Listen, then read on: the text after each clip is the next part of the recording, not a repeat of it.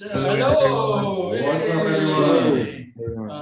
It is now Wednesday, January 7th. I almost said December, but it is January 7th. Today we're going to be covering answers for questions 18 and 19, I believe. Correct. All right. And yeah, let's get right to it. First, start out by going over the questions for 18 and 19. So let's start with the question of 18. Snailfish. Snailfish. Ah, this one. So this one, you presented a nested. You've been signed out because you're currently signed in on another device. Ooh, someone else is using Zoom. Oh.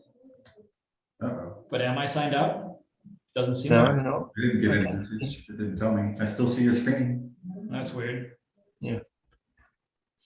Continuing on, so we have snailfish, and so we have a bunch of numbers here that are within nested arrays, and depending on certain criteria, we have to act upon these arrays. We can either explode or implode, or explode or split, I guess is what they call it in the program.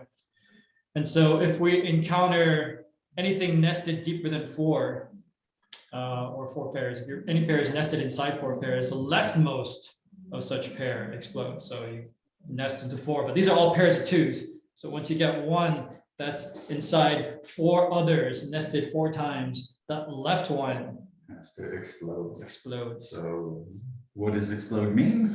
It's a little bit further in the Yeah. instructions. And then, but if any of the numbers in any of the sets is greater than 10, then that one splits into 2, right?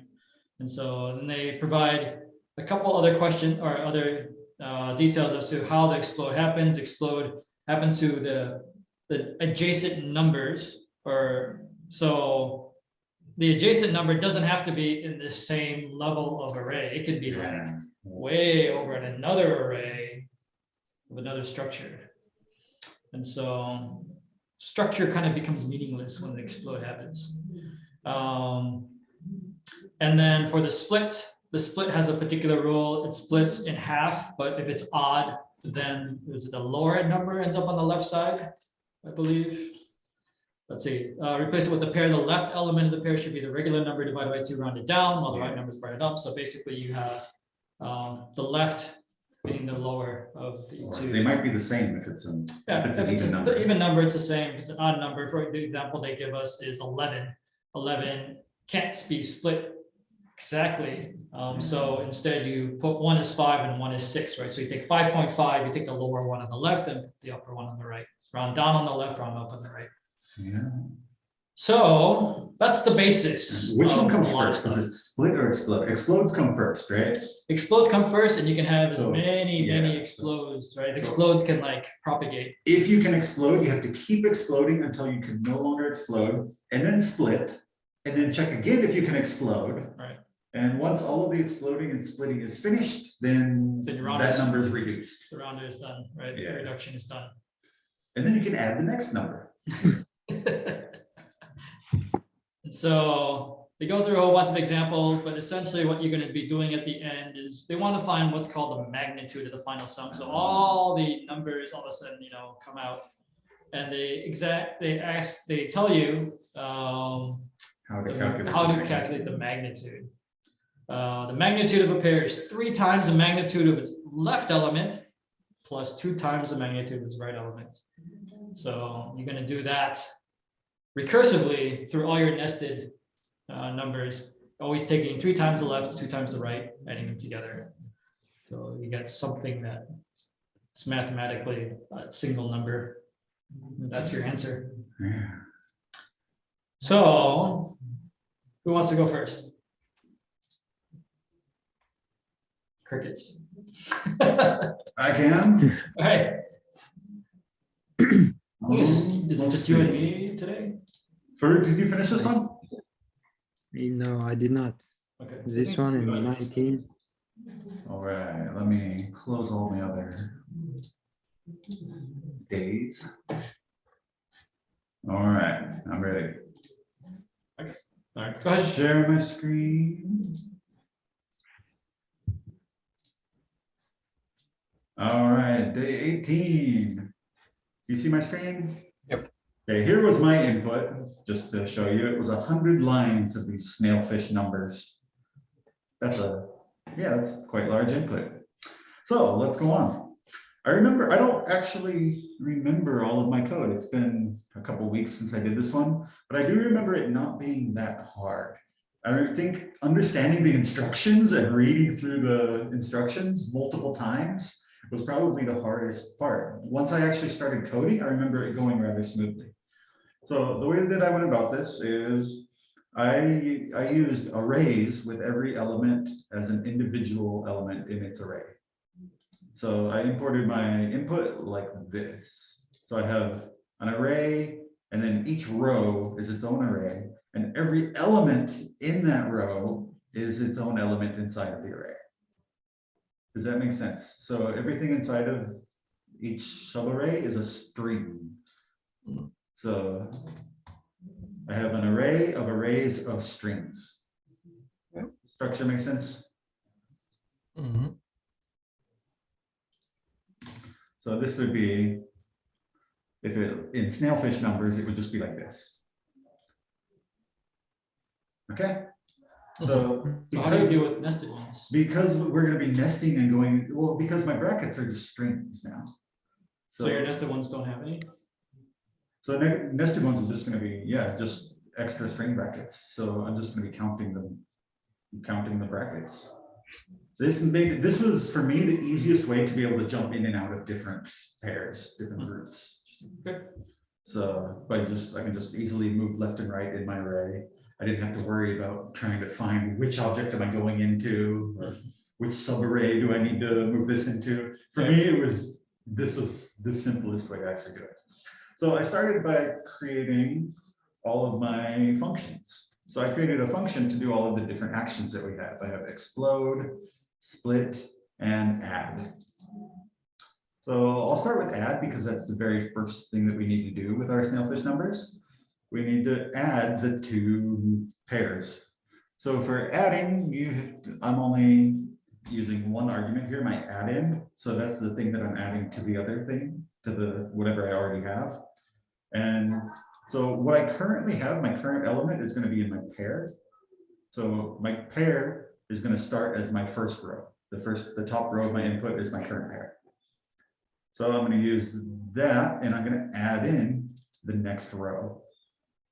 So in order to do that, I'm going to add a few things to my array. I'm going to add in a string of a comma, and then I'm going to loop through for every element in my add-in. So my thing that I'm adding, I'm going to push that into my pair array. And then I'm also going to close that with a bracket. And I'm going to take off, why am I taking off the first bracket? You're adding. Yeah. You're adding another. Oh yeah, so I'm adding a bracket because I added everything there. Now I need to put brackets around the whole giant new pair. So that's how we add. The next thing we're gonna have to do is explode. So for exploding, I actually commented this as I was going. That's nice. So I'm going to keep track of the depth. So how deeply nested are we? And so I'm going to start it at 0 because I don't know how deep we are. And I'm going to loop through my pair. So my pair array until from the start. I'm going to start at the start and go to the end. And every time I come to an opening bracket, I'm going to increase my depth. That means I'm getting deeper nested. Anytime I come to a closing bracket, that means a pair has completed, it's finished, so my depth is going to decrease. And now, this is the important part, if my depth is greater than 4, that means I'm nested within 4 other pairs, I need to do my actual explode action. So for this one, I'm going to get my left and my right elements. So those are going to be the elements in the pair that I'm exploding. And I have here I+1 and I+3 because I think I 0, yeah, if just I is going to be the opening brackets. So I+1 will be the first digit, I+2 would be the comma, and I+3 would be the second digit. And I don't really have to worry about anything else here because I know that all of the digits should be less than 9. And well, yeah, there, even if it is greater than 9, it's still going to be in either I+1 or I+3. Now, what do I have to do? I'm going to loop. What did I do here? So I'm going to search for the nearest number on the left. So I'm going to start. Those are -1. Okay, so I'm going to start at the element right before the bracket that I'm going to explode, and I'm going to search to the left. So I have a decreasing counter on this loop. So I'm starting right before that pair and searching left. And then when I find an element there, if I find an element there, I'm going to add my left number to that element. All right. Do you follow me so far? Mhm. And I'm going to do the same thing on the right side with the right element in the pair. I'm going to search to the right from starting with the element right after the bracket. Actually, I think this one's starting at the bracket. And I'm going to search right for a number. If I find a number there, I'm going to add my right element to it. Next, because I've added a number, or after adding the numbers, I can now set that pair to 0. So the pair that I exploded now goes to 0. So I'm going to remove the exploded pair, except for the opening bracket. I'm going to remove everything inside. I'm going to remove the 2 numbers, the comma, and the closing bracket. Because this pair is exploded, that means the opening bracket is now going to kind of be part of the next bracket. And I'm going to, oh, sorry, I'm going to replace the opening bracket with a 0. So now that's the first element or whatever in the new pair that it has created. All right, that's a little confusing, but that's a basic explode. Next is a split. Split is a lot shorter. It was a lot easier for me to code with this one. For a split, I'm going to check through my pair, and if a number is greater than 9, I'm going to create 2 elements. I'm going to create the left element and the right element, like we talked about, where we're going to take the number divided by 2. The left element is going to be the rounded down, so I'm using math.floor. The right element is rounded up, so I'm using math.ceiling. And now I'm going to add this into my pair. So I'm going to use the current element where I'm at. I'm going to add one thing, or Delete one thing. so I'm going to delete one thing, and I'm going to add in this. So my opening bracket, my left element, comma, right element, and my closing bracket. Thank you for that help on the delete. I know it when I'm doing it, but when I'm explaining, I get lost. And now I have returned true for both my explode and my split. That I'll come to a little bit later. This is going to be important to know if I'm still exploding. If I have actually done an explode or I have done a split, then I know that I need to keep checking to see if I can split or explode more.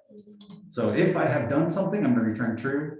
If I checked through and nothing could be split or nothing could be exploded, I'm going to return false. All right, so now that we have those functions, the only thing I really need to do now is to loop through every row in my input. So for every row, I'm going to first add the next row. So because my current pair started with the top row 0, I'm going to start my loop at 1 because I don't need to add 0 to 0.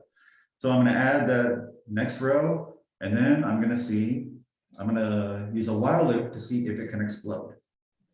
If it can explode, I need to explode. And next, I'm going to check if it can split. If it can split, I'm going to split. And then after I split, I'm going to check if I can explode. So I'm going to try to explode after that. So I just have a couple of while loops to see what I can keep doing. Can I explode? Yes, explode. Can I split? Yes, split. And then check for explodes. Okay. This one's a little bit complicated, just everything that's going on in there, but I think it's easy enough that if you look at it for a minute, you can understand what's going on. We exploded once, right? On line 100. Because after I split, it can create one more explosion or none. It can't like keep going to create more explosions.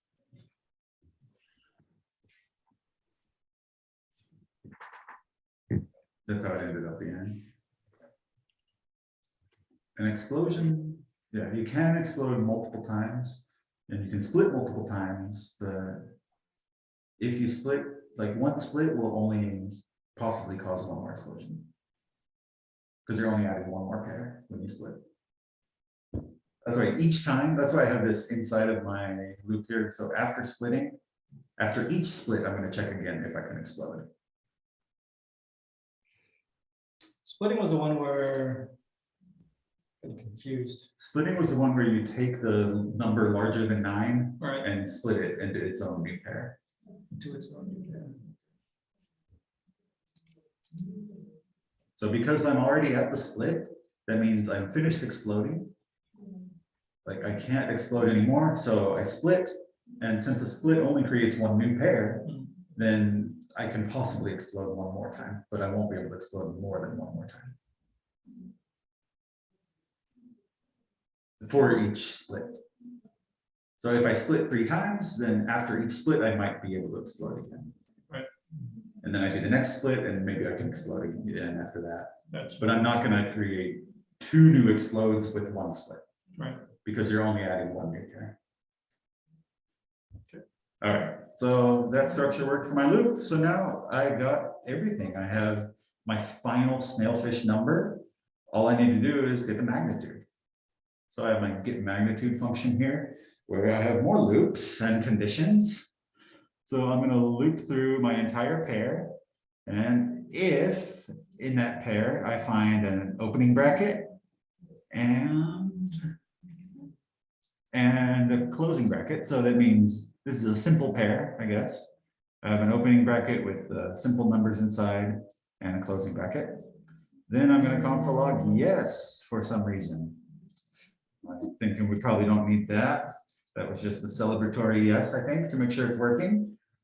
Then, so yeah, I'm going to capture my left number and my right number, and I'm going to do the math on those. So I'm going to splice inside of my pair. So at the current index, this is get rid of 5 elements then, right? So I'm going to get rid of that whole pair and I'm going to replace it with 3 times the left element plus 2 times the right element. And that's how they taught us in the instructions how to get the magnitude. And then I'm going to return true if I have done that, if I have gotten the magnitude of 1 pair, then I'm going to return true because that means I'm probably not finished yet. Whereas if I call my get magnitude function and I cannot get any more magnitudes, I'm finished. So I'm going to return false. And so I have one more while loop down here to just calculate my get magnitude. So if I'm still calculating, I'm going to keep getting the magnitude of all of those pairs. The pairs are just going to keep getting smaller as the nested pairs get reduced, and eventually it'll just be 1 number. And so all I have to do at the end is console log my current pair, which will now just be the number. All right. Cool. I think in 121, you could just say while not get magnitude. Yeah, that too. Yeah. Or while get magnitude, either way, depending on how you want to do your console log inside the loop or outside the loop. Cool. Yeah, I'm sure there's quite a few ways I could improve upon this and make it cleaner, but overall, I think if I take out all the comments, it's actually not that long. That's not bad. My explode function is the longest thing in here. So This was one where like it really seemed difficult, but once I started just creating functions and just going through the directions step by step, things went well. I didn't really get into any roadblocks or anything. I did have a little bit, the part that took me probably the longest was just organizing my while loops correctly here, just figuring out, okay, what do I need to do? I need to do this, and if I can't do that anymore, I need to do this. So this one took me a little bit of trial and error to get them correct. But my actual functions were, I don't know, pretty clear. so what does your pairs look like when it's nested?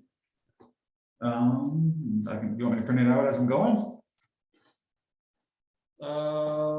It's gonna be big. It's just gonna be a giant string, or a giant array of strings. So if I take this one, it'll just be like let me take out the 1 and replace the 1 with a pair. I guess it would be just add that, then add some more. So I'll have to add another thing, add some extra stuff inside. Yeah, I got it. So, So then, and you're just looking for the beginning. So you're just looking for pairs to make sure that the beginning and the end are always 5 away from each other, or 4 away from each other, 5 away from each other. yeah, so that means it's a simple pair like That means this. it's an actual pair and not a nested pair. Which Not at a pair least- that nests. Yeah, at least somewhere deep inside, you have to have at least one, at least the most deeply nested thing has to be a simple pair. Yeah. And so if I start with that simple pair, then I can get the magnitude of that. And then I can get the magnitude of the surrounding pair. Cool. And eventually everything's gonna be reduced to just a simple pair. Yeah.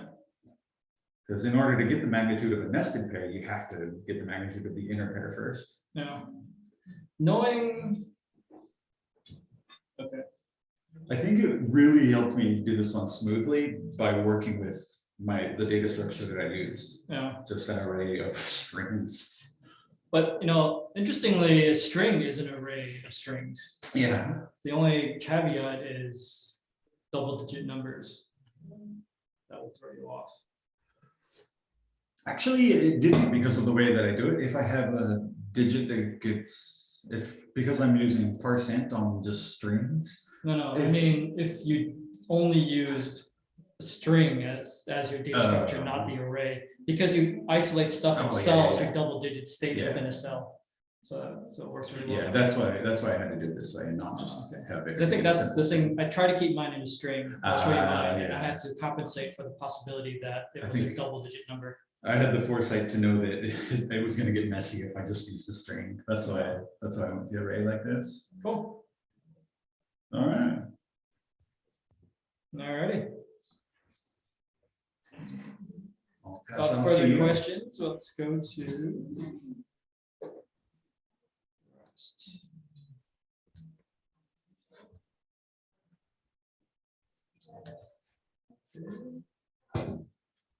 Close off the last sessions. Well, that was weirdly long. Disappeared. But let's start with this was 18, right? Yes. If I remember correctly, mine was similar to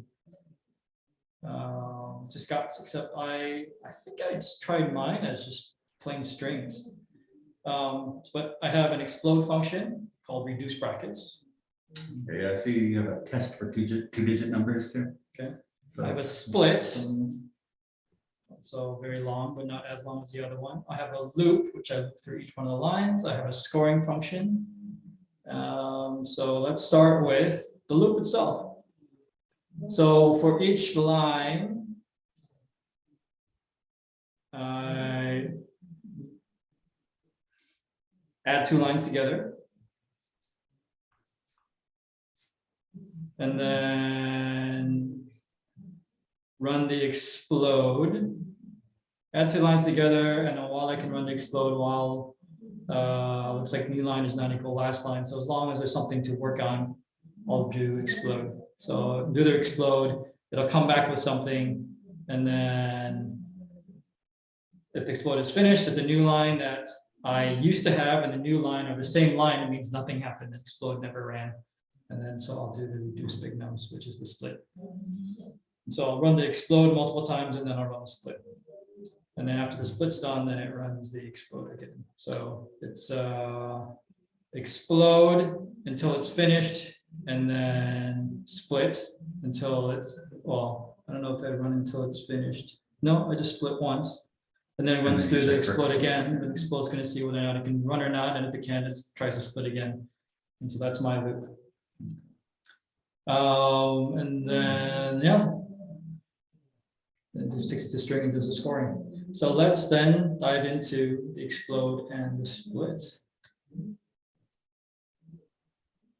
And so for the explode, whew, I like a comment on 52. This is where the good stuff happens. yeah. And so there's a lot of setup in terms of last index, the length and whatnot, because like I said, I'm just working with, I'm trying to keep the data structure as a string. So I have a lot of different things I got to keep track of. But essentially the num brackets, the same thing that Scott was doing, just counting the number of open brackets as they come along. How deep you are. Yeah, and if it ever gets to greater than 4, then we've got to start doing the actual explodes. Pick up the first character, make sure there's not another character afterwards, making it a 2-digit number. And then getting the second number, and also making the second number is also not a 2-digit number. And then after that,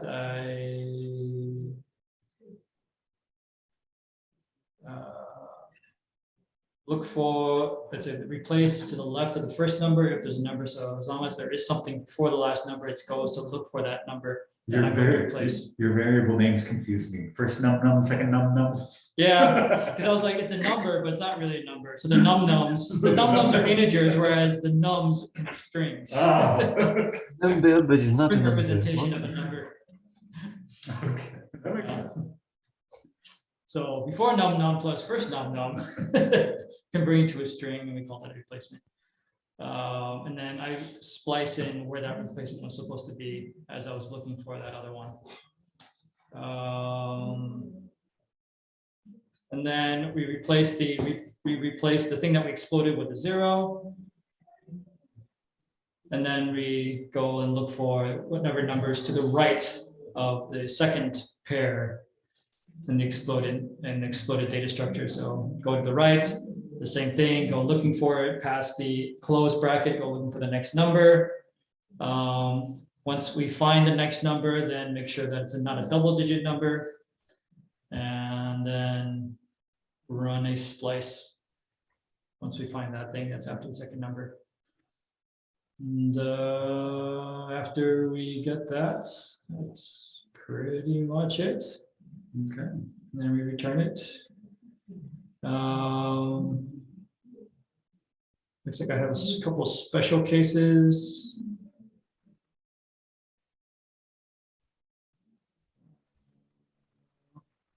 So on the closed brackets, I reduce the number of brackets and whatnot.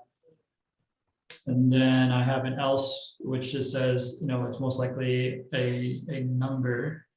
And it looks like I'm just pushing the numbers onto the string. So just get a value of the number and I just keep pushing. Because I remember I'm just rebuilding the string after I process this, I'm rebuilding the replacement string. I like Scott's version where you actually have the array, so then you can just pass the array back. But for me, I had to, because I'm working with strings after I wanted to know if I need to reprocess this. I'm comparing the beginning, before I did explode and after I did explode, I'm comparing those two strings. So I need to create this new string. And so that's what I'm doing, just making sure if it's a number, then I'm just adding it to the string that was there before. And it looks like that was it. And that splits. There was a split afterwards. Let me look at one other thing really quick. It actually does look, I do turn it into an array. I turn it into a vector, but it's a vector of characters. So if the number like 12 will end up as 2 characters, 2 different elements of the array, rather than staying together as one number. That's kind of a pain in the butt. But anyways, split. I don't think there's anything particularly special of my split.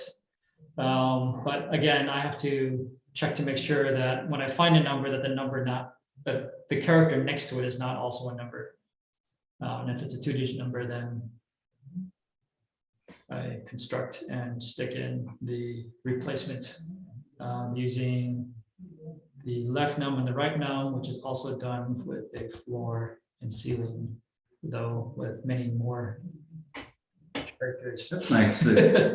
Are floor and ceiling pretty much universal for a lot of different languages? Well, it's a math construct. Okay. And so it's not really programming. So if your programming language does math, then the easy way to do it is to stay with the math terms, floor and ceiling. Okay, cool. Yeah, but because of the type structure, I have a lot more Yeah. crap going on. Taking a number, converting it to a string, taking the characters, collecting the characters into a vector of characters, and and appending that to just a lot of crap going on, just to juggle the types. But yeah, so that's pretty much it. So like I said, pretty much the same as Scott's, but think about the fact that I did it keeping it as strings or an array of characters. And so I had to compensate for the possibility of, 2 characters forming a single number. Hopefully not 3 digits, but everything stayed within 2 digits as a maximum number. So everything worked okay. And then the magnitude, of course, like his, except because mine, again, I have to compensate for possibility of a double-digit number. And there's a lot of this is casting, converting from that string into a number back into a string so it can fit it into my array and make the array larger and whatnot. So there was a lot of extra code. Ooh, I have a double dot in here. Oh, that's because that's a range operator. Never mind. 247 also. Yeah, so the double dot's a range. So I can get a range of a string, like multiple, by specifying where do I start in the string, where do I end in the string, like a substring basically. I can take a substring, well, it's actually a slice, but think of it as a substring in JavaScript. Yeah. Cool. And then, yeah. And then this was me just playing with it. Checking all what happened on each line. Yeah. Explode, explode, explode. An idea of what was supposed to happen to make sure. Looks like you're making some kind of matrix pattern. Yeah. Okay. Cool. Part A. Pretty straightforward. Just follow directions. Whatever weirdness you have to compensate for in your data structure. All right. So that was part A. Part B. I didn't get to see part 2. What's that? I did not see the part 2 yet. Let's see it. part 1 was hard enough. So, Part 2 was given all of the snailfish numbers that you have, so all of the different rows, you have to find the combination of 2 rows that has the largest magnitude, I believe, right? Yeah. So if you sum any combination of 2 rows, you have to find the 2 rows that have the largest magnitude, and what is that magnitude? yeah. So you pretty much just got to test everything. You got to probably loop through all of your rows and sum the first row with the second row, sum the first row with the third row, sum the first row with the fourth row, and check all the combinations and return the largest sum, the largest magnitude. I guess you could just calculate the magnitude of every row and then just sum the 2 largest. Not necessarily, No. because with the explodes and splits, things are going to get mixed around. Oh, I see. So it's not an individual row. With Yeah. individual row. You No, actually have no. to combine. Yeah, the you have whole to thing. do the snailfish addition and reduce that row then, and then get the magnitude. So you can't just calculate the magnitudes The individually. individual ones. Gotcha. You want to show yours since Sure. you're already sharing? Luckily, part 2 shouldn't be that hard if you already have your explode and split functions created. Part 2 is just a little reorganization, maybe. I think so. So I have my explodes, which shouldn't be any different. Copy I the think paste. just the driver is probably going to be the one that's different. Yeah. There's my split. It's probably the same. I think the one that's gonna, oh, there's my get score, which I moved over. Probably this is the one that's gonna be different, right? The driver. Yeah. And it looks like all I do is brute force it. Loop within a loop. Take one from one list, take one from another list, and then go through, and then the second one from the first list, go through all of them, third one from the list, go through all of them. Just brute force through all of them. Run that same loop where I go to do the explode and then the split, or explode all I can and then the split, explode all I can, split, and so on. And you check if that's higher than your highest score that you And then I have. get the score for that particular one, and then I see and then track the highest score. If it's greater than the highest score, then I store it so I can come back to it later. Oh, and then we have to do the opposite, right? Because I said it was not commutative, so it's not only 1 + 2, but it's also 2 + 1. You reverse them and see what you get from that. Do the same thing, get the score, and then see if it's the highest score. So it's It's not just A times B, it's A times B times 2 in terms of the number of times that you're going to iterate when you brute force it. That's it. Cool. You guys good with that? Yeah. All right, Scott. Yeah, let me share.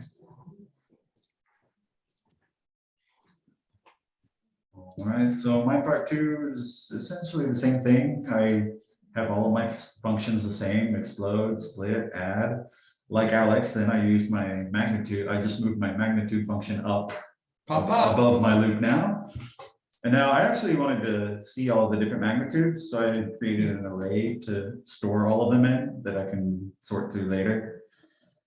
And so, yeah, just like Alex, pretty much, I have a loop inside of a loop, and I'm doing all the same things. And I'm checking, can it explode? Yes. Can it split? Yes.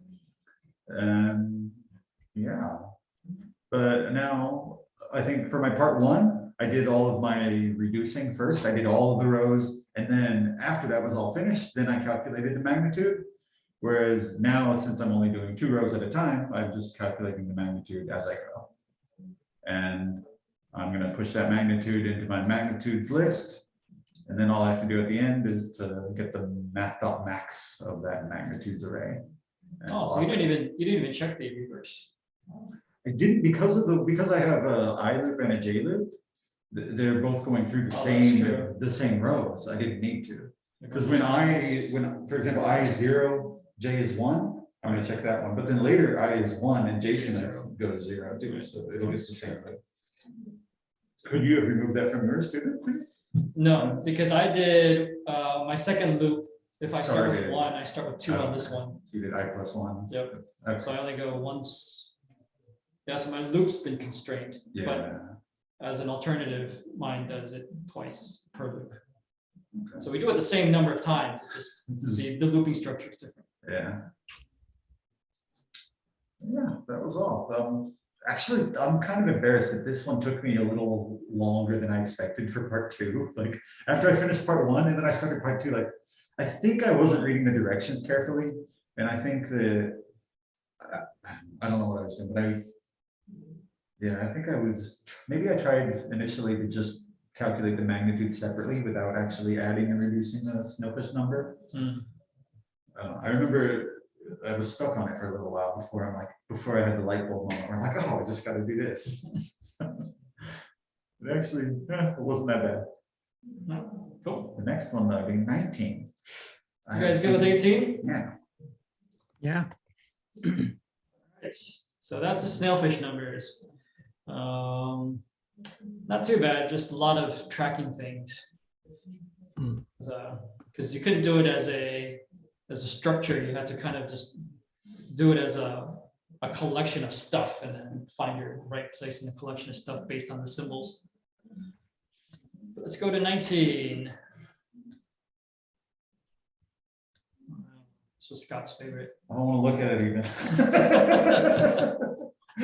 So number 19 was interesting. Number 19, essentially you're given a list of scanners and each of the scanners have a list of beacons, but you don't know where these scanners are, nor do the scanners know which direction they're facing in 3-dimensional space. They could be upside down, they could be, you can have one scanner looking this way and another scanner like upside down looking this way, and it gives you the coordinates of the beacons that it sees, but you don't know where that scanner is. It's just a bunch of coordinates. And so there's like 20 some odd scanners with beacons this way, and your job is to find all the scanners, individual beacons, irrespective of which scanner saw it and whatever orientation that it saw it. And so, the challenge of this is that some of the scanners are seeing the same beacons. Yeah, they have an overlap. Yeah, And they give you the scanners that overlap will have at least 12 beacons right. that are the same beacon. Yeah, and so those 12 beacons, then you have to cancel out one of the lists, one on the list, right? Because it's an overlap. And so there's, I think, if they did part B or part A in 2 dimensions and part B in 3 dimensions, it would have been good enough, but this is everything crammed into part A. The 3rd dimension made it fun.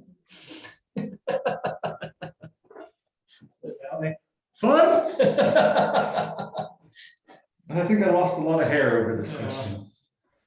I'll start so that you can, tell us your war stories on this. Okay, so mine, let's see, 19A. Hopefully it's well documented. It's been a while since I looked at this one. Looks like I use a vector DQ. A vector DQ is essentially you can think of it as a linked list almost. It's a doubly linked list. Basically, it's a vector, but it's put in memory in such that it's not necessarily contiguous. And so what that essentially means is that I can add stuff to the beginning of the array. And normally what would happen is if you add stuff to the beginning of the array, everything has to move over. On the opposite, if I remove something at the beginning of the array, everything shifts over. And so, what used to be at 1 now moves to 0. What used to be at 2 now moves to 1. So it reshuffles the array up and down. On a Q1 like this, or vector DQ, it's just a linked list. So we pop one out and it just, the pointer for the first one gets moved to the next one. And so just like a queue, or it's actually stored as a tree, I'm thinking, rather than a queue, like a heap. But things within the vector, usually in a tree structure or a linked list, you have to traverse it to find like the 15th. You have to track, figure out which one is the 15th from the beginning. But a vector has like a kind of best of both worlds. It's got the tree structure, but it go directly to the 15th. So it's kind of a best of both worlds. I'm sure it comes with some cost, but for some things, it's really nice. I don't know why I used it, but we'll find out. I think I used it to shuffle the. Oh, okay. I think I remember. I think I used it to shuffle the beacon list. Anyways, we'll see. So here's the example scanners. Blah blah blah. So I think move my thing over. Whoops. So you can see in the size of my code, the beacon list is about the same size as my code. And then here's my graveyard. My graveyard is about twice the length of my code. I worked quite a few options before I finally got to one that I wanted to use or one I was happy with. But let's see, what we got is essentially the initialization, what I always have at the beginning of mind, trying to get all that lines of text into a data structure that I like. It looks like in the end, I have a vector of coordinates. So it looks like it's a list of scanners, and each scanner is a tuple, but a 3-element tuple of the coordinates X, Y, and Z. And so the larger vector should contain 23 or whatever, 12 or 20, however many scanners we have. Let's actually take a look at my input. I think I have 32. Oh, did you? Oh, maybe I have more. I don't know. It's been a while, like I said. So there's scanner 0, all the way up to my last scanner, 29. I had 29 scanners on mine. And so Well, it's 30 because you started at 0. Oh, true. Very true. So I have my outer vector, which contains a list of all these scanner vectors or scanner arrays, scanner lists, and each scanner list is a tuple of 3 coordinates. So that's the data structure I'm working with. And so let's see. So I have a function here called compare beacons. So I take 2 scanners, and essentially this will try to find itself on the offset of the other one, if possible. We'll come back to that one. That's probably the major one on there. I have a bunch of other functions for the different kind of permutations and orientations. So for the first one, I actually used a Rubik's Cube for this one. I stared at the Rubik's Cube for a while to find like how I wanted to change because you have to be consistent in terms of the way that you move things to make sure that you cover all your bases. And so for this one, I decided my first mutation on a orientation was going to be clockwise, the clockwise mutation. So I do clockwise, and then I do flip clock, which just basically means 180 on the clock. But basically, or you can, I was thinking I could just call clockwise twice and clockwise 3 times to get the other orientations, but I decided to do to be a little bit more, give myself an extra challenge. Instead of just calling clockwise twice, I was going to actually do another one called flip clock, which is basically 180-degree rotation. And the anti-clock, because instead of calling clockwise or flip clock and then clockwise or clockwise 3 times, So yeah, I'll do another one just for anti-clock. Anti-clock is counterclockwise. Anyway, so that's right to up. That's not right. That's left to up. But anyways, it's clockwise. And then I have right to back, which is that right side of the clock going to the back. So now you have rotation around the y-axis, right? And so I have spin, which is 1 rotation. I have flip spin, which is 2 rotations. I have anti-spin, which is 3 rotations, or just 1 rotation in the other direction. Like I said, I could have just kept the spin and just done spin, spin, and spin, spin, spin, but I decided to. This is such a complicated problem. But this took, like I said, Yeah. in order to get this worked out, I took my Rubik's Cube and I looked at it for a while. And pitch and anti-pitch. And pitch and anti-pitch is basically rotating around the X now, taking the front and moving that up, and taking the front and moving that down. I didn't have to do twice, because if you do it twice, you just end up upside down, which we've already covered in one of the other ones. And so we have pitch and anti-pitch. And with these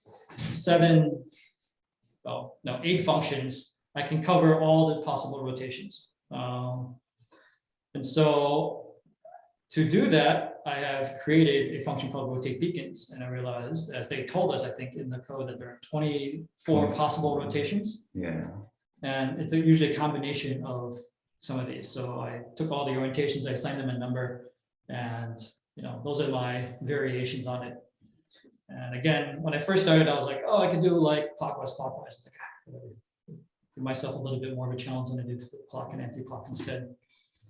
So those are my orientations. So now I have a function with all my possible orientations. I have a function that helps me compare 2 beacons to see whether or not I could find a commonality between 2 beacon, should be beacon lists, compare beacons, beacon lists of 2 scanners. So basically comparing 2 scanner lists.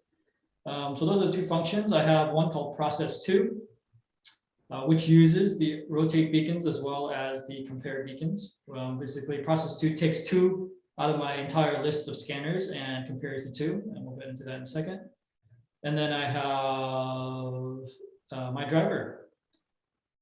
And so my driver essentially, let's see, I have a list called new beacons and scanner locations. So new beacons, oops, let me try to move this window so I can see what I actually commented. Pre-populate scanners from scanner 0 for the beacon. So it's a beacon, looks like it's a beacon list, a list of the actual beacons, and scanner locations. I actually decided to keep track of all the scanner locations, which helped me in part B. But anyways, I had all my scanner locations because I wanted to see and make sure, especially during the early part when I was proofing my, the way my algorithm or the way that I was doing this problem to proof to make sure that, these things were working. And I wanted the original scanner locations to make sure that the program was working correctly. So other than that, I just have a while loop and a as a location for scanner 0 discovered. So it looks like I have a while loop with vectors. This is to do dot push to see whether or not there's analyze the scanner as a. So I do know that after I come back from everything, I try to keep everything from the perspective of 0. Now, why I did this in a while loop? So I create a to-do list, but when do I add? I only add to the to-do list depending on the return value of 2 things. So I do 2 things, I get a return value. If the return value is not 0, then I push it back to to-do so that I can do it again. I don't know. I mean, it looks like I'm using to-do as a queue, as a work queue. So as long as there's something to do, but why I'm adding to the work queue, I don't remember. I think your comment on 359 explains what you're doing. You're getting a location from scanner 0's perspective, and then once you have that, then you can get the next scanner based on what that overlapped with. But then why the to-do queue? Why do I have a queue? I don't know. Let's go through the rest of the code. Maybe it'll come to mind while I'm going through the rest of the code. And so Essentially, the idea is to take one element and then compare it against another. Yes, it didn't have to be a cube, but from now, I think what's going to happen is I'm going to when I do process 2, it's going to return everything from the perspective of 0. And then so when I go through my while loop again and I do the next scanner location of process 2, one of the scanners is going to be from the perspective of 0, and do it again. So essentially, I'm doing processing and converting a scanner list into perspective of 0. And so when I do the very first one, it's 0 and scanner 1. It's going to return scanner 1 from the perspective of 0. And then I'll process scanner 1 from the perspective of 0 and scanner 2. And then at the end of it, it's going to return scanner 2 in the perspective of 0. So it doesn't really have to be a work list, but that's, I guess, the way I decided to do it. So anyways, let's see what process 2 did. So process 2, it just takes 2 from the list. And let's see, we take 2 from the list. Take the first guy in there, and then I do my first rotation, which actually the first rotation doesn't do any rotation, but because it's in a list, or because it's in a loop, it has to be one of the valid rotations. There's no rotation, right? And so, but anyways, in that for loop, we're going to be rotating the beacon, getting the offsets, and then comparing the beacon list. And the comparing of the beacon lists, when I'm comparing 2 beacons. So comparing the 2 beacon lists here, this is where the vector DQ comes in, because what will happen is I'm going to start as one, let's say the first one from the first list and the first one from the second list as my point of origins. And I'm going to bring those together. And then I'm going to see if there's any kind of overlap. Right, so if I have to bring it over, let's say 3 down and 2 over, I'm going to shift all the elements 3 down and 2 over. Okay. If that doesn't work, I'm going to rotate my entire list so that I don't know if I rotate it up or rotate it down, it doesn't really matter, but basically rotate my list, let's say, so that the second element in my second scanner list now is my first one, and now that becomes the pseudo origin. I'm going to move that one on top of the origin and see if everything matches. Right? And then if not more than 12 of the beacons match, then I'm going to go and rotate my list again. So now that my third one, I'm going to move up to the first position so that everything gets shuffled over or rotated. Now my third one's on top, so I'm going to move my third one over to, or however much it needs to move over to overlap with my original origin, and then see if at least 12 others match in the field. And so in that way, I'm at least trying every element of that second list to see whether or not, if I move that entire field over, does it match my entire list? And then I move the second one, does that move my entire list? And I try the third one, does that move my entire list? And try the fourth one, does that move my entire list? And so I'm trying all the numbers in the list. And then because that's in an original for loop for process 2, I'm going to try that for all the possible orientations for the second list. So there's quite a bit of comparing and processing going on in terms of, so I'm trying every possible element on that second list in every orientation possible to see whether or not I can get an overlap of 12.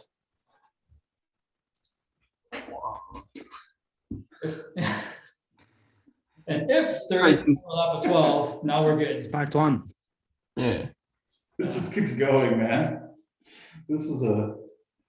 If there's ever overlap of 2, I'm good. But one of the things that I get back from one of my functions is the offset. Yeah. Scanner 2 offset. So scanner 2 offset is actually sent as a mutable reference, which means that this compare beacons function, as it's trying all possible beacon as an origin beacon, at some point it's going to hit the jackpot, right? And I'm going to store however it needed to move this list to make it work. It's considered the offset. And then with that offset compared to the original offset of the number that's coming in, which fortunately I do everything as from 0, that becomes then my scanner location for that second scanner, because I need that to go back to my list, since everything's going to be stored in the perspective of scanner 2. So I take that and I overwrite the orientation of my original second list so that they all match the orientation of and offset of scanner 1. So everything, or the first scanner, so everything is in the orientation and perspective of scanner 0. And so that's what's happening over there. And then I return it and then move on to the next one in the list. So now 1 gets compared with 3 and so on. And so that's the basic loop structure of every scanner being compared. Now, you can't just compare scanner, let's see, process 2 is here. One thing I remember is that you can't just compare one to the other. You also have to compare. Oh, no, that's right. So as long as everything, I remember if as long as everything was in the perspective of scanner 0, then I can just iterate through the list, and that's why I have these. That's why I have this work queue. It's just a fake work queue that I'm going to be working my way through the list. I guess I could have done a for loop as long as I stored the result from the last loop and use that on the next iteration. The other tricky one was then when you start, because everything in your first pass through the loop is from comparing scanner 0 to scanner 1, scanner 0 to scanner 2, scanner 0 to scanner 3, scanner 0 to scanner 4, and so on. But then the second one part to the loop, you're going to compare scanner 1 against scanner 2, scanner 1 against scanner 3, and then scanner 2 against scanner 3, and scanner 2 against scanner 4, and then scanner 3 against scanner 4 and scanner 3. Because it may be that's for some of these, the two scanners that are kind of like have the overlap are not going to be have nothing to do with scanner 0. It's going to be, for example, you'll find scanner 2, and scanner 2 will have a relationship with scanner 4, and scanner 4 will have a relationship with scanner 3. And so you have to unravel all those offsets to be in perspective of scanner 0. At the start at scanner 0, get the ones connected to scanner 0. Right. Flip those or rotate those however they need to be, offset all those beacons. And now you can check those scanners that are attached to those ones. Right. So it just kind of spreads out. Yeah, and so that was the complexity, was keeping everything. How do you keep everything when all the scanners are looking in all different directions and they don't have a direct relationship with each other? It all has to start with what can you establish as a relationship from the knowing point of origin. The known point of origin is scanner 0. And so any kind of calculations you do then from then on, you have to bring back to the perspective of scanner 0. That was the tricky part. And that was part A. I didn't even look at the question yet, but I think you scared me. I don't even want to look at it. I don't want to look at this question ever again. All right, Scott.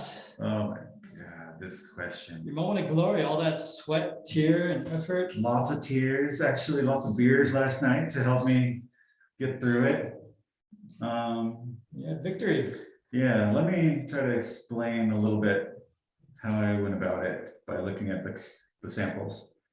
So the way I wanted to do it for part 1, since part 1 only asked us how many beacons there are, how many unique beacons, I wanted to do this. I didn't think that rotations and stuff were necessary for part 1. So I wanted to do it a different way. So my method was, for every scanner list, I would go through each beacon, and for each beacon, I would create a giant array of differences. So for example, for the first beacon in the list, I would subtract all of the X, Y, and Z values for the second beacon and store those differences. So for every beacon, I had an array that had the differences for every other beacon in that scanner. Okay, so you guys, So it's like like giant arrays of arrays, lots of data. yeah, edges. You stored all the possible edges. Yeah. So then I figured, because if, for example, I have these 2 beacons in scanner 0, if those 2 beacons show up in any other scanner, then they will be the same distance apart from each other. Regardless of whatever X, Y, and Z are, they will have the total distances being the same. Make sense so far? Yeah. All right, then let me switch to my code screen. Let's see, that's still day 18. Let's close that.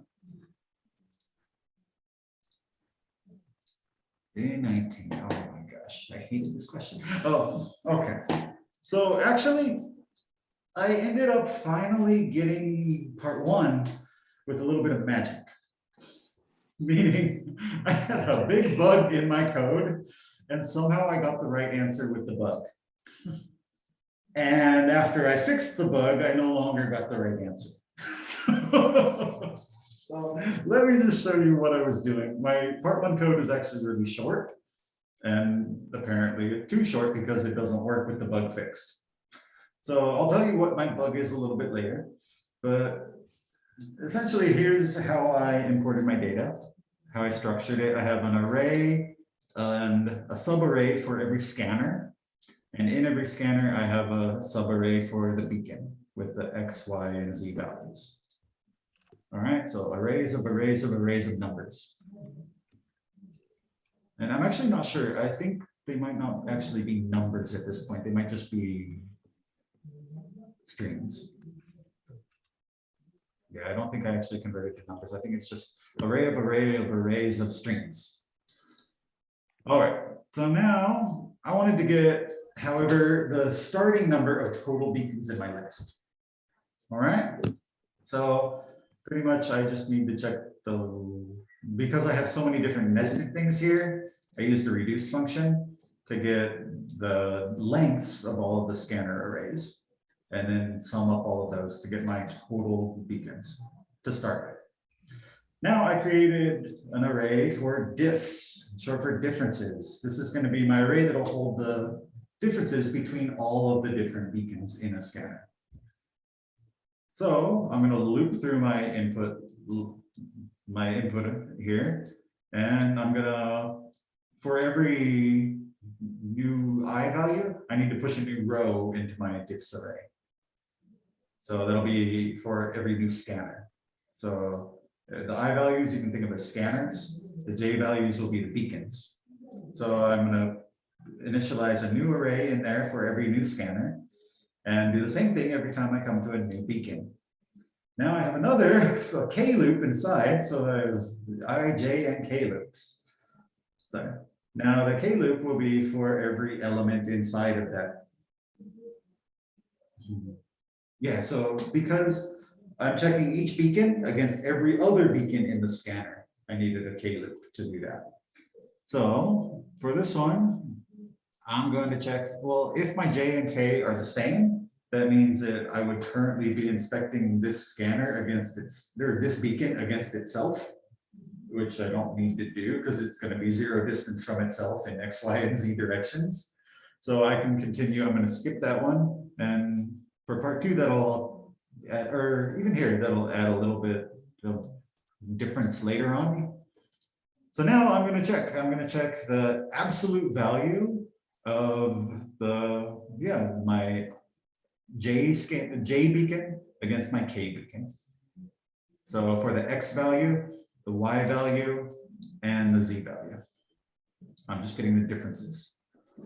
And now for some reason, I thought that it'd be nice to do something funny with that and like calculate them and get a unique number that should be pretty specific. So I multiplied all of those numbers together, thinking that the differences between all the different beacons should be unique enough that if I multiply them, it's going to be, I don't know what I was thinking. So anyways, I multiplied all those together and pushed that into my diffs array. So now my diffs array is going to be gigantic. It's going to have a subarray for every scanner and a subarray for every beacon in that scanner. And each beacon subarray is going to have like 25 or 26 elements, depending on how many beacons that scanner saw. So it's a gigantic array, like 3,000 some lines probably. Okay, and now I decided that I didn't want to work with that many different nested things. So I flattened my diffs array to just get rid of one layer of nesting. And now I have to go through there and compare all of my different beacons, essentially, to see if they are the same beacon. Because if a beacon from one scanner is the same as a beacon from another scanner, then the differences, so the distance between that beacon and the other beacons it sees, there should be at least 12 that are the same. Right? Because each scanner that overlaps can see 12 of the same, at least 12 of the same beacons.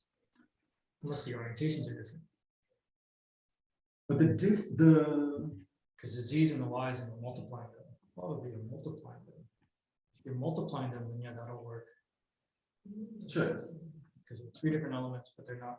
Okay, interesting. Okay, cool. Well, I'm taking the absolute values to it, so I'm ignoring negative. Yeah, but it's saying that when you do orientations, Yeah. what used to be your X is another person's Y. But you've combined them together by multiplying them, so then it becomes, it doesn't matter what order they came in, whether it's the Z's or the Y's or whatnot. So that was genius. We'll see. I like that you call me genius, and then 2 minutes later, I'm going to explain how I'm the dumbest person in life. So anyways, I had to loop through, and I'm checking each beacon pretty much against every other beacon. And if I come up with 10 overlaps, or greater than 10 overlaps, because remember, I didn't include the distance between that beacon and itself. So I only need 11 because the 12th one would be that beacon. Make sense? So if 12 are the same, then it's the same beacon because it's the same distance from 11 other beacons. So that means they must be the same beacon. Scanner. Beacon. I'm only checking beacons because I don't know where scanners are, but I know The beacon like, distances. I know the distance from one beacon to another beacon, Right. the X, Y, and Z distances. And, Okay, and you're multiplying the differences. yeah, so that unique that value should be the same no matter if the beacons are the same, if they overlap.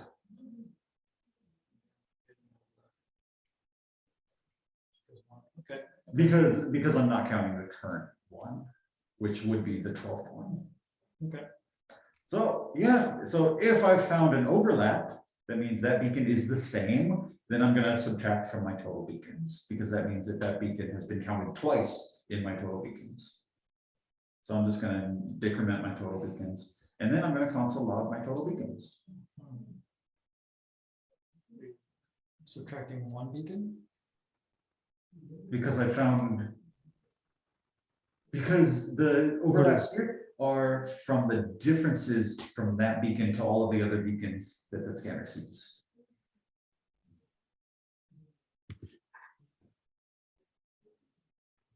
Because the scanners overlap.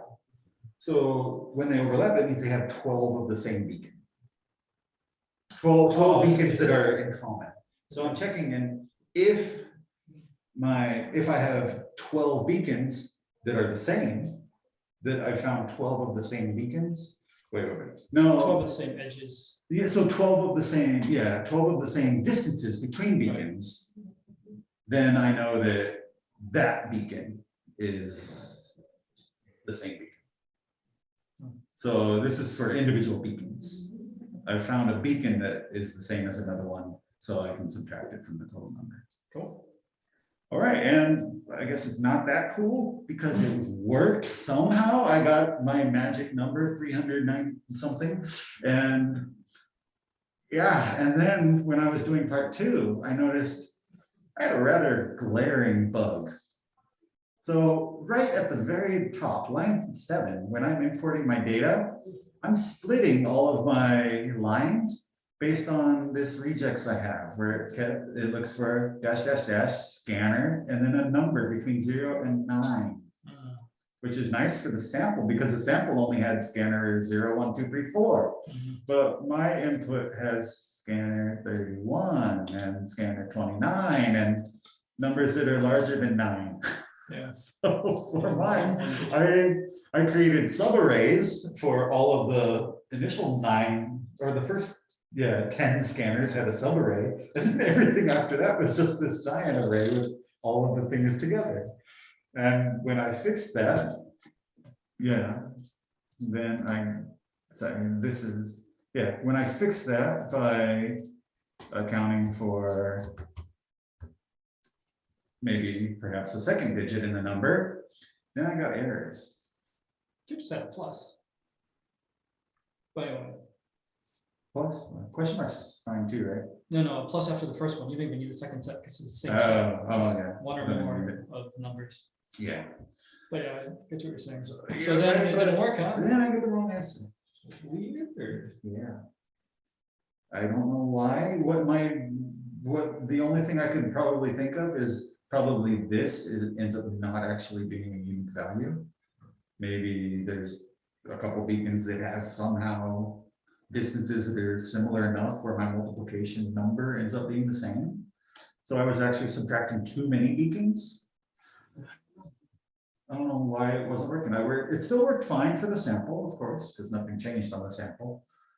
But for my input, I was getting the wrong answer. And because I already got the right answer with magic, I moved on to part 2 and didn't come back to part 1. So, yeah, we'll see. That's that. Hmm. I don't know. It seems like it should work to me, and I'm still confused why it doesn't.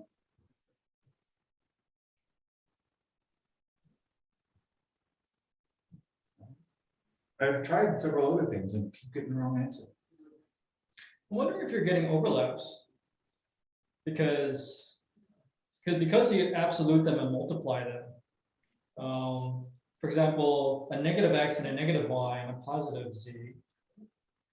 Because you absoluted them, it'd be the same as negative x, positive y, positive z, even though those are actually two different places on the plane or in space.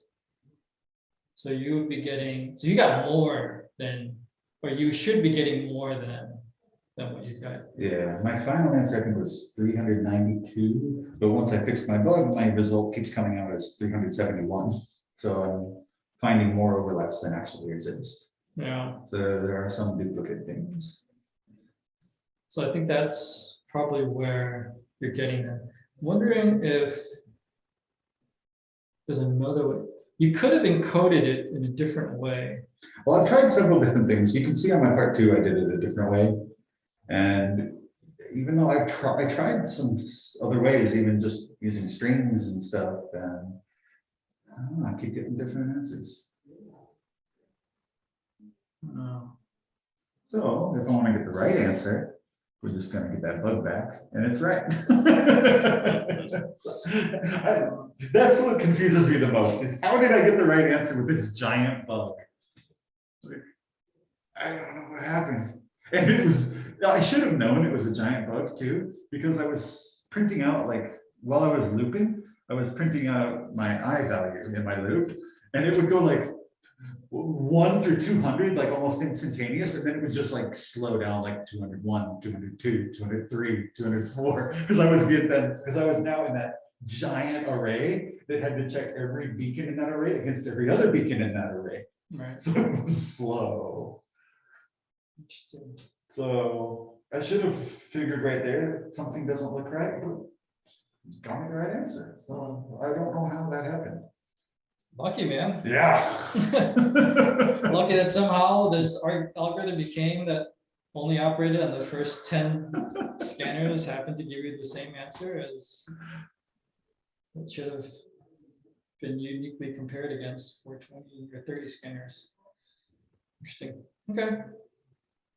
So let's see your part 2 then. What happened to part 2? How did you end up fixing at least? All right, well, Reapproaching the so, problem. So let's go over part 2. yeah, so the question for part 2 then was, now that you know which scanners are overlapping, you can pretty much make a map of the ocean floor. You know, you should know where all of the scanners and beacons are in relation to the scanner 0.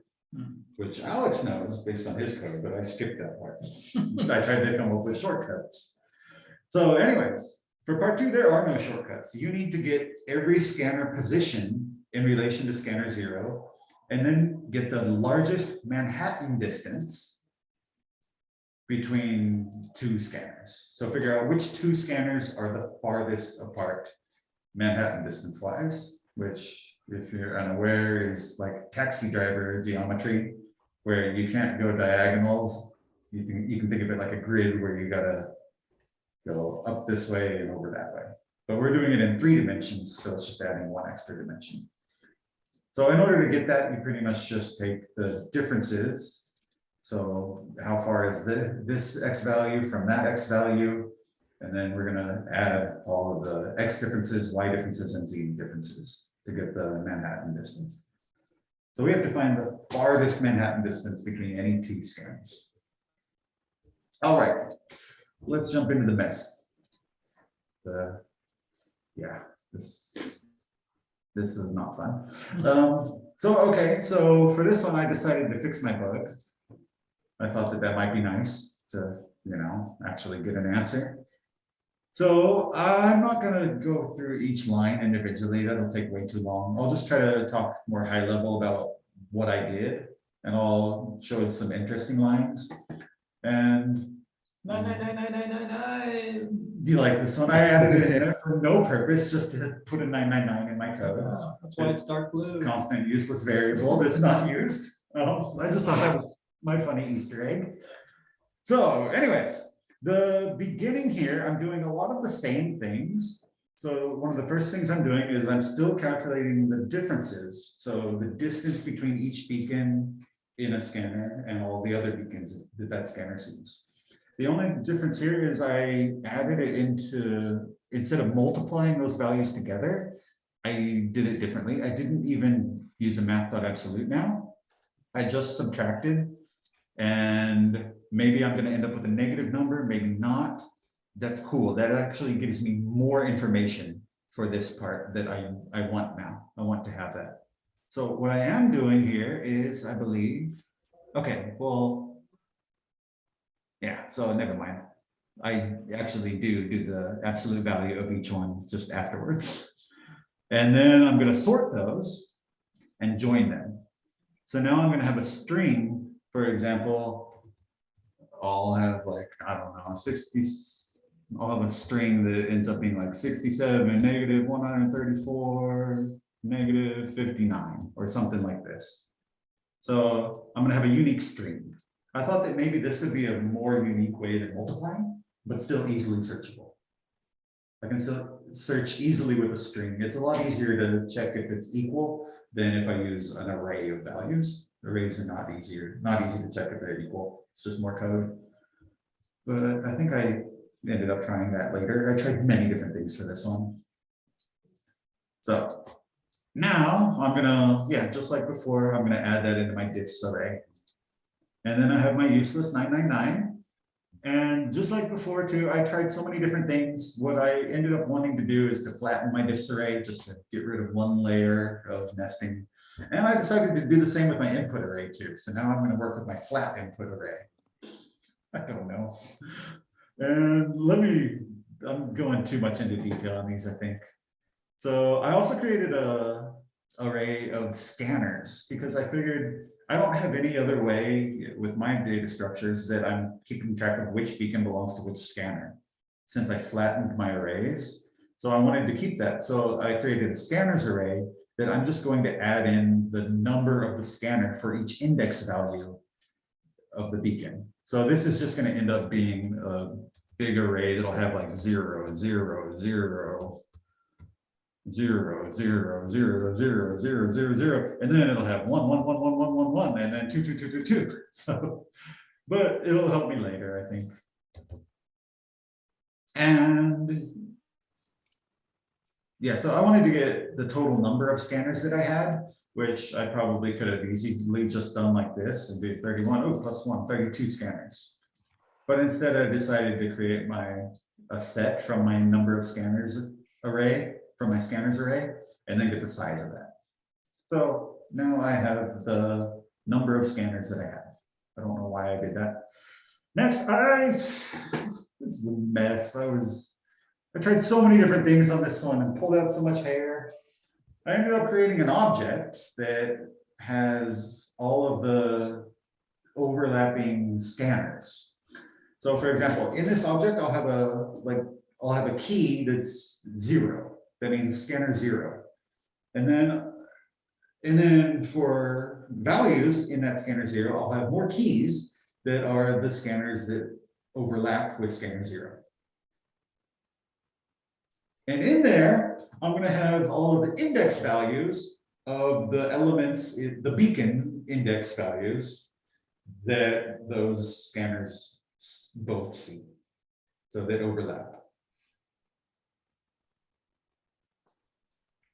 So let me try to, so, yeah, I'll do it outside of here. So essentially I'm going to have an object that's going to have, for example, 0. And then inside of there, I'm going to have another object that has the scanners that overlap with that one. And then in there, I'll have an array of all of the different index values that they both see.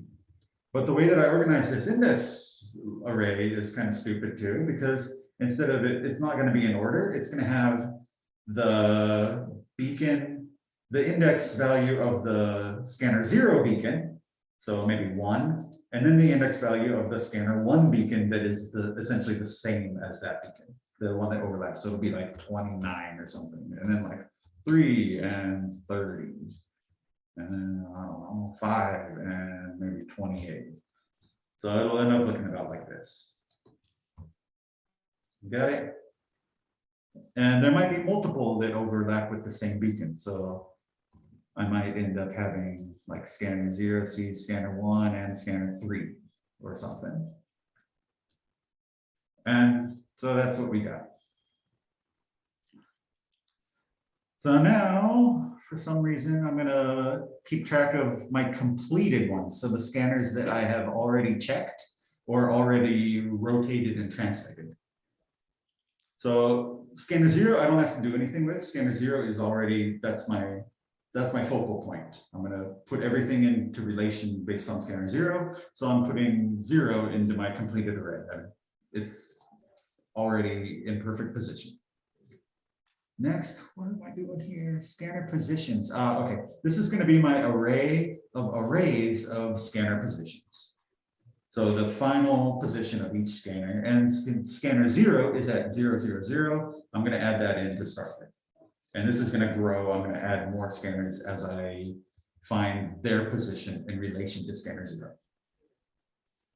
Okay, now I actually kind of like this function that I made here called get rotation. So my get rotation function is going to do all the rotating and translating and figuring out the rotation of a scanner. I'm going to send it an X, Y, and Z value. And these X, Y, and Z values will be of either scanner 0 or a scanner that has already been translated to be facing the same direction and rotation as scanner 0.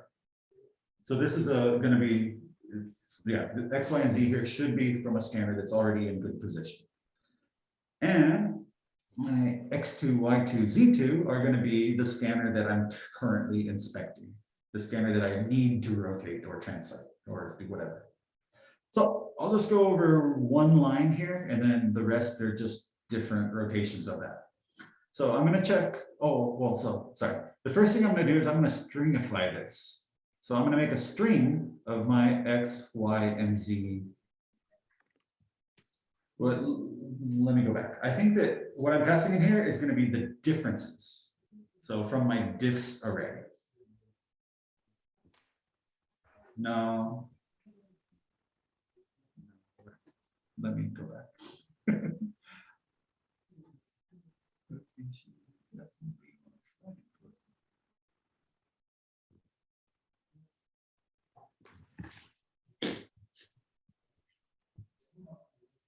Yeah, so not from my differences array, but yeah, they will be the differences.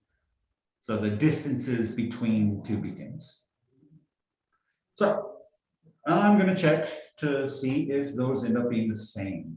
So I have to check two things. I have to check if the number is the same and if the value, positive or negative, is the same. So for that, I actually probably did extra here. I ended up with 48 different possibilities, and I don't know which ones I can get rid of because there should only be 24. So let me explain the first one. I'm going to check the string of, a certain value. So I'm going to check first if I have X, Y, and Z in this order. If they are in that order, and that is the same as my other string, that means that that position is right. That's the good position, it matches. So I'm going to return an array of this format. So this is going to be this one. First one means my X value is the first value, the X value of the scanner I'm checking. This one means that the Y, this will be the Y value of the scanner I'm checking, and the Z value. Okay, and these are going to change if the X's, Y's, and Z's are in different positions. So this whole block, everything is X, Y, Z. That means the X, Y, and Z, that means the scanner is facing the same direction as the scanner I'm expecting. But other blocks here have the scanner in different rotations. So here I have X, Z, and Y. That means the Z and Y's are flipped. So in that case, I'm going to return an array like this, where the X is the same, but now my Y value is going to be the Z value. And my Z value will be the Y value. So it's 0, 2, 1 instead of 0, 1, 2. And then the last three are the positive or negative values. So if it's a positive, I'm going to send in a positive 1. If it's a negative, I'm sending in a negative 1. Okay? So I had to check all of these. I don't know why that's down here. It should be up on that line. The formatting got a little weird. So I'm checking all the different combinations of X, Y, and Z, and positive, negative. I don't know how I ended up with 48 though. Because all of these lines that I have are unique, and I don't know which ones I can cancel out. There must be two that, like, there must be some that somehow match up, but it doesn't look, I can't obviously see it right now. So I got XYZ, XZY, YXZ, YZX, ZXY, and ZYX. And all of the different combinations of negative and positive values for those. All right, and so that's what we're going to return, is an array of what is essentially going to tell me the position I need to rotate this scanner, or this scanner and all of its beacons to. Got it? Maybe. All right, now I have my rotate and offset function. I just have a few checks in here to see if I already handled this scanner, if I can handle this scanner. And yeah, if I can, then I'm gonna get a few things. I'm gonna get a few pieces of data. S1B1, I actually like this name. It's gonna refer to scanner 1, beacon 1. Scanner 1, beacon 2, scanner 2, beacon 1, and scanner 2, beacon 2. I'm using 2 different beacons for each scanner just to double check to make sure that it actually is this. If the offset that I add actually works for both of the beacons. All right. Now I need to get my offsets. So this is going to be after I rotate the distance that I need to push it, because, well, essentially the offsets will be the location of the scanner. So it'll tell me the X, Y, and Z location of the scanning. And in order to get those, I'm going to take my scanner 1, beacon 1, X value, and I'm going to use my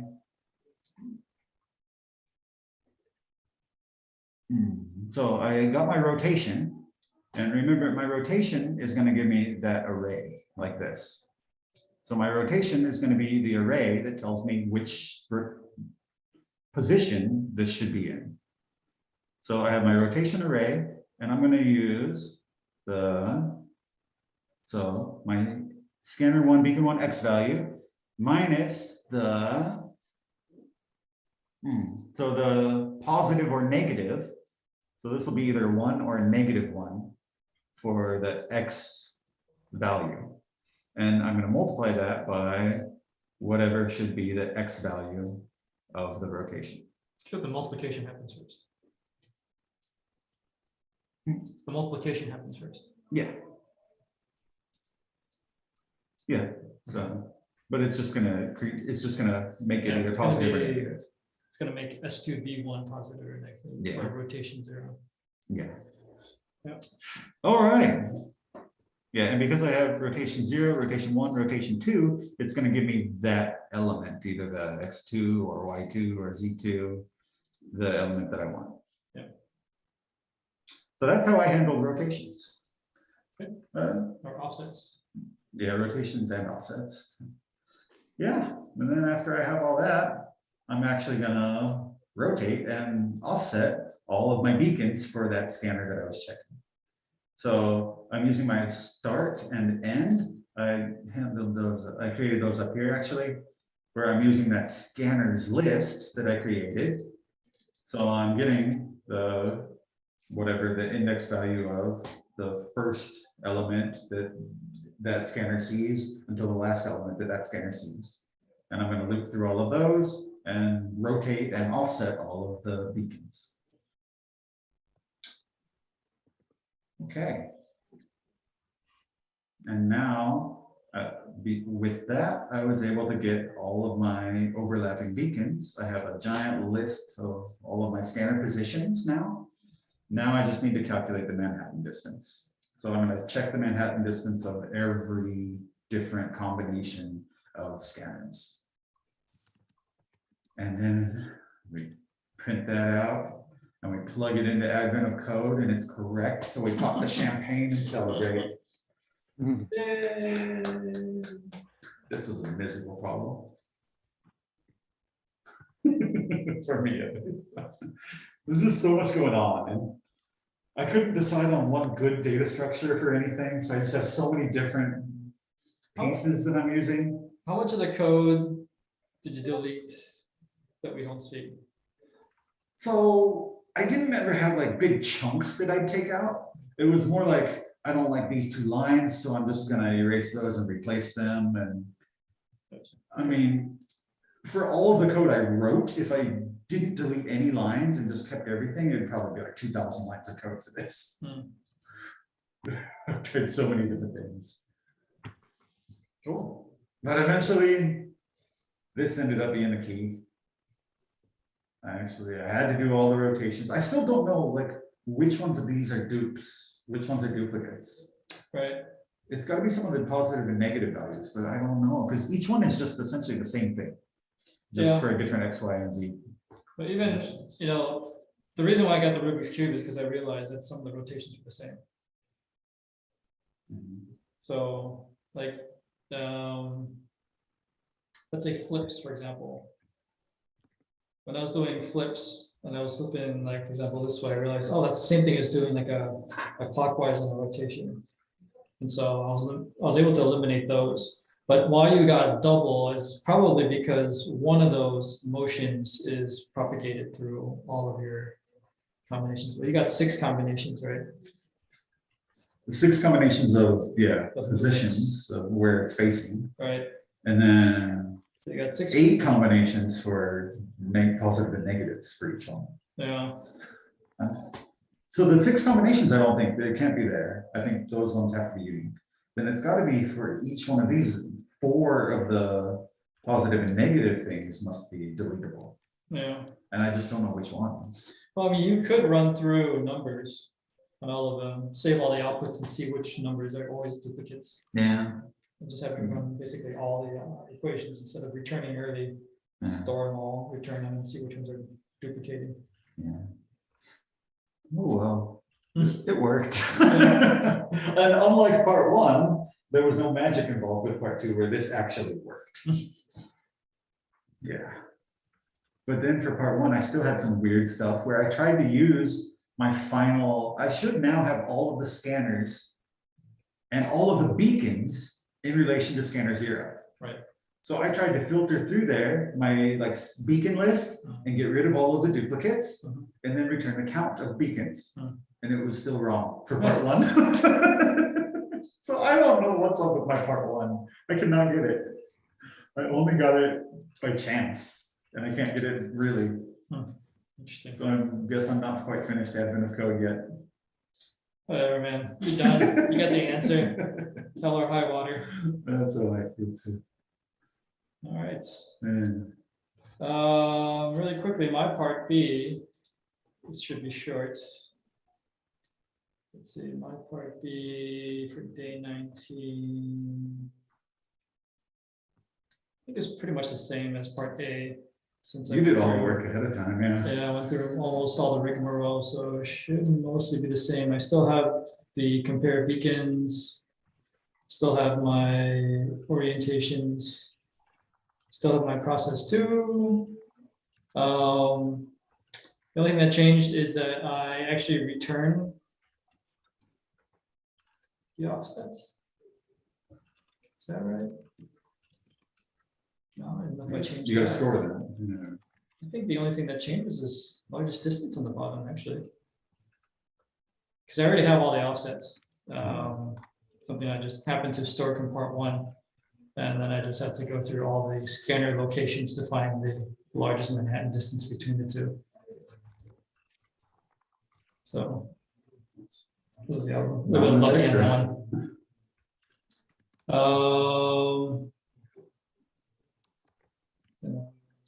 This is, I forget why I say that. Oh, yeah.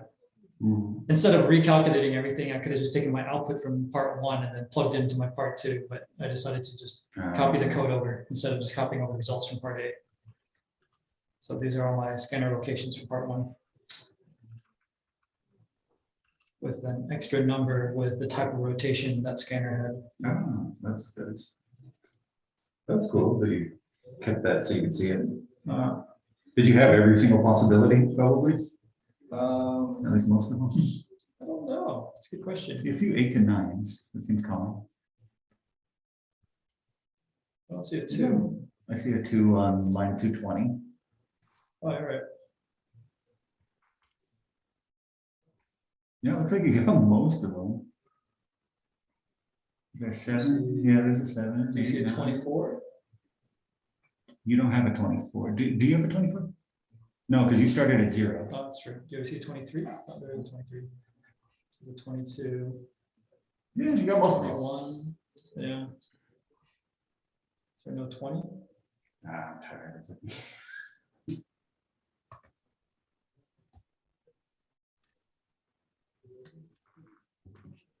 There is a 20. So yeah, maybe I do have all of them. It's a small sample that we've been testing. This is a heck of a problem. This for me was Like grunt work.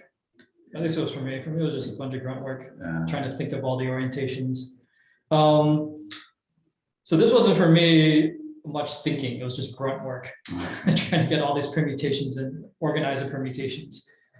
The part that I spent the most time on was the freaking offsets. Like, I kept on, I couldn't get the right offset that I wanted. Maybe like, I got it from the perspective of the second scanner instead of the perspective of the first scanner and stuff like that. And so and then for some reason the offsets were a little bit off, so I changed something down here, but then it would break up here. But the offsets, the stupid thing took me the most, trying to figure out the difference between this offset and that offset, and is it minus, is it plus, or whatever. But yeah, that was it. Other than that, I just wrote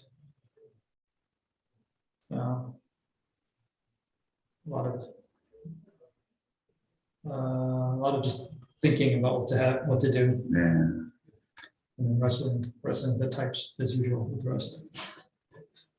Yeah, cool. Why couldn't the elves have just made the scanners with the GPS? So that each Serious, scanner I mean- knows where it is. Somehow it knows where all the scanners are. Like, can't your submarine know where the scanners are? If the scanners can know where the beacons, why don't you just hold on to one of the scanners? Right? What a pain.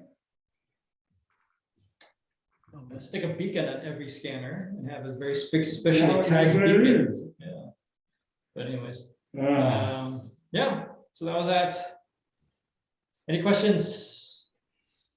No. No.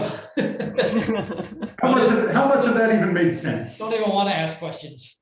Yeah.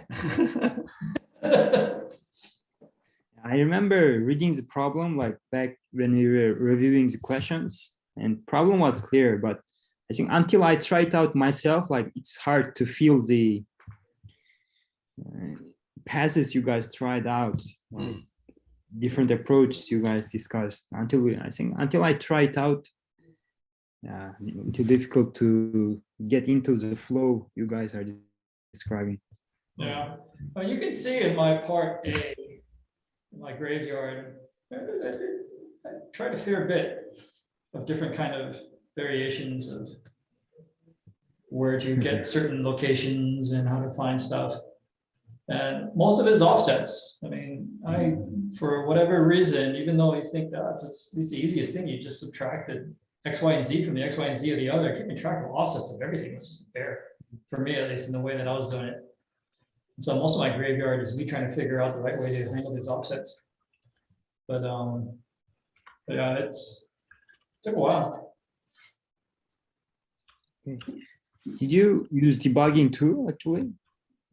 I thought about it. I thought about, maybe I should like download and install an entire Rust IDE so I can get some debuggers into it. But I was like, So you are not debugging? I didn't use a debugger. I just used print lines. Everything was done in print lines. I didn't use any kind of debugging for JavaScript, just console logs. Yeah. Okay. Maybe it could have helped. For me, it actually, yeah. So I was wondering, like, when my code gets long and a lot of recursion sometimes, even console logs, it's difficult where the screw up happening with the console logs for me. So I try to tend to debugging. Debugging is probably, over the long run, the better way of doing it, but it's a question of, also learning the tool set.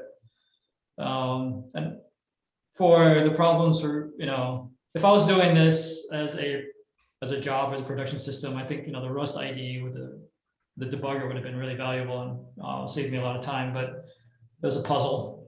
Part of the puzzle is trying to do it's actually impressive you guys like doing it without debugging, because you should keep track of every flow in order to make sense of the prints too, Yeah, well, for me, things I tell my students is you can't just print numbers, because after a certain scale, it's just a flood of numbers and you have to make sense of what number goes to what. So I try to instill a good practice of describing the data as you print it out. So all my statements, you'll see have, quite a bit of detail as to what's being printed.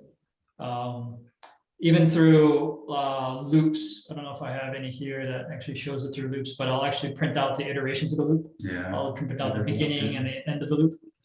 So it's a poor man's, I guess, replacement for some of the debugging tools, but how you print, I think, and what you print is important as, just printing out the variables. So adding some metadata. And I'll run through this, even through a lot of beginner programmers I work with, when they do prints and they just print out numbers, I can see it where they're trying to they're spending as much time trying to figure out the printout of the console log as they are trying to figure out what the actual problem that the console log is highlighting, right? To see all these numbers and you have to decipher them in your head. And, I tell them, take the opportunity and time to add more metadata to your printout if you want to make these printouts more useful. Okay. Nice. Of course, now we have, like you said, debugging tools which do all the metadata for you. You can figure out exactly. It's actually the other way around, where you try to find a variable and tells you the value of the variable. Rather, when we have the printouts, it's usually we have the value of the variable. It's, we all print those out almost instinctually, but we don't always necessarily print out the metadata that goes along with the value.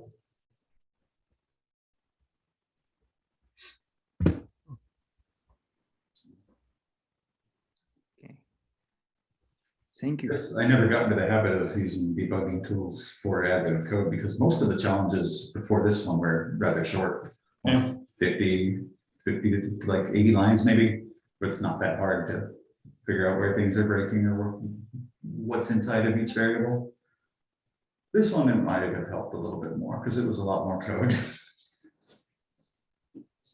Yeah. Well, I think when you start to implicate the for loop, I think it can be tricky. Even if 50 line, I think you won't be able to know what's actually in the for loop nested, I think, sometimes. So you have no Loops, clue when you recursion, break or even Yeah. recursion, yeah. Logging can get tricky with recursion, for Exactly. loops, and while loops. Mm.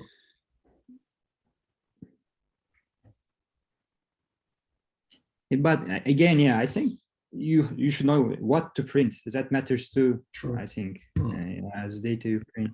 So if you know what to print, then you can make a better sense of the logic you have. Mm. Yeah, I rarely print just the value. I almost always put some sort of context to all the numbers I have. I'm trying to look for a for loop or a while loop. So here, for example, I have something at the beginning of my while loop.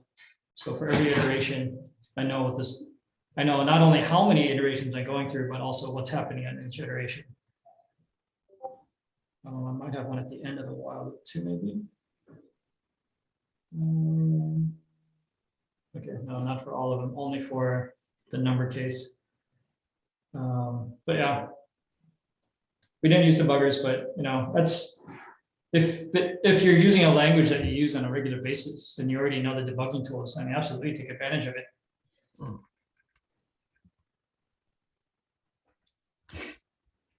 Yeah, I think debugging helps me a lot. Like without debugging, I would have lost a lot more hairs. I'm sure about it.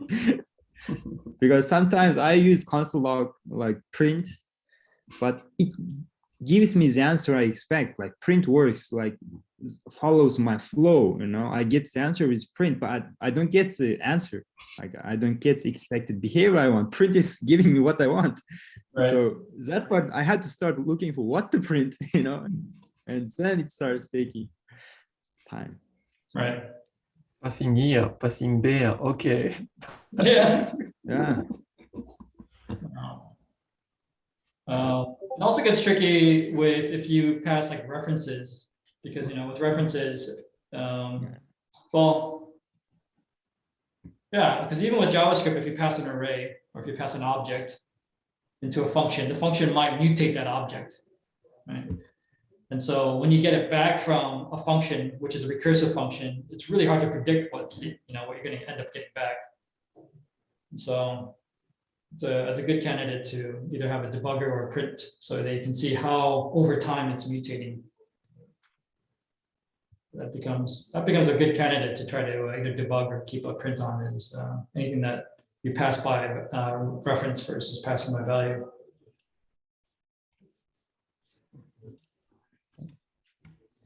Anyway, cool. So let's say 19, and so next time we will dive into 20 and 20 and 21.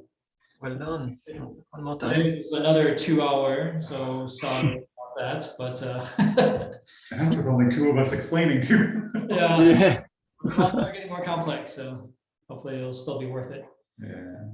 Anyway, All right. today, we'll see you guys next time. Take care. Bye-bye.